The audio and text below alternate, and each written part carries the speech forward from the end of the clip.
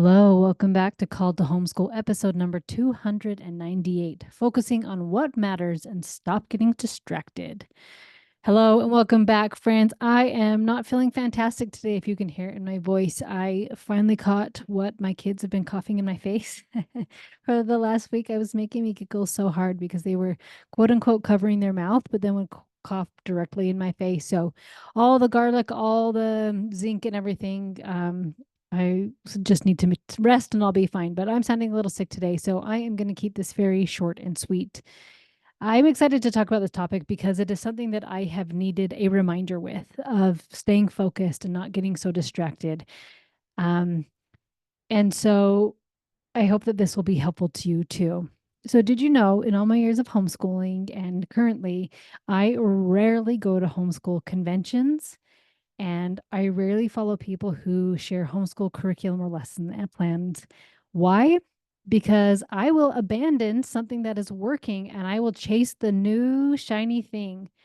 That doesn't mean I won't ever try a new curriculum, but I have found that if something is working, don't go and mess it up. With my 7-year-old, I went back to all the things that worked with my oldest children.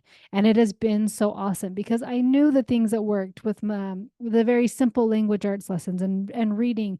The way that we did it works so well. And so with some of my kids, I tried to chase some new shiny things and I never got the results that I did with those big kids. So for my youngest guy, I went back to all of those things that I know work so well. Um, and so with my 7-year-old, I've gone back to the simple language arts, back to all the basics, and we have been having a really great time. I know I have clients that have talked to me about this too, and they struggle with it. And they see a new chore chart or a new way to get your kids to do their school and thinking that will solve their morning chaos. Or they see a new book and have FOMO and decide they need to get that too.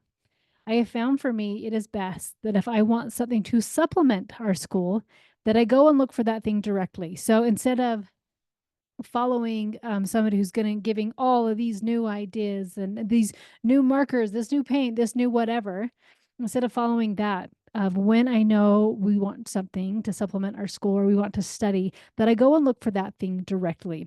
So, for example, my son is going on a humanitarian trip to Guatemala this summer. And I thought, how fun if we go and study the country, the history, the Mayan culture, everything with Guatemala. Now, I know I don't want anything online, so I don't look at that, but I do love good books. So I went to Amazon, and you can also just Google books about Guatemala for children, Guatemala historical fictions, um, folk legends, folk tales, all of those things, and started to look up different books.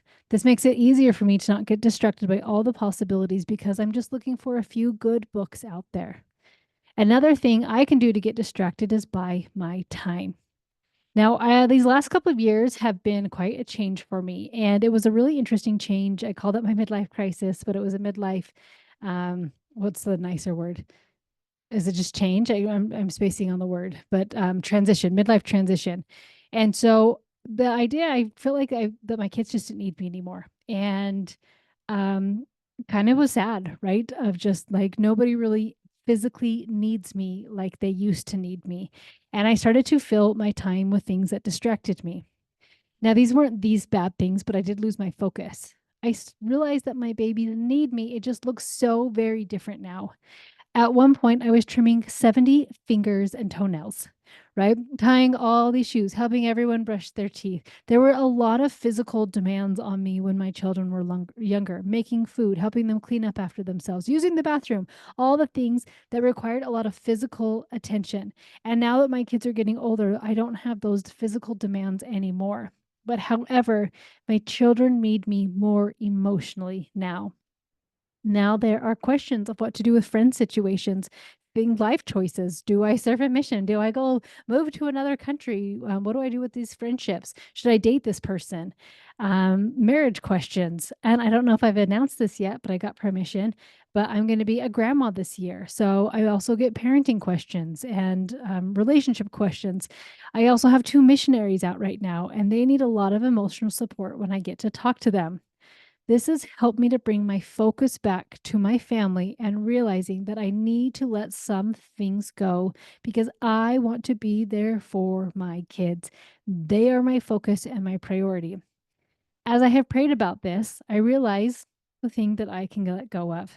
And the thing that I'm choosing to let go of is writing the monthly lesson plans. It has been so fun for me, but it is very time consuming and it is taking me away from my kids too much. However, I don't want to leave anyone lost with planning their school. So, everyone in Mama's members, I will still be helping them plan their lessons. I'm excited about this because now I can completely customize plans for each family. For example, we decided next month we're going to learn about Groundhog's Day and make a craft. We're going to learn about St. Valentine and have a Valentine party.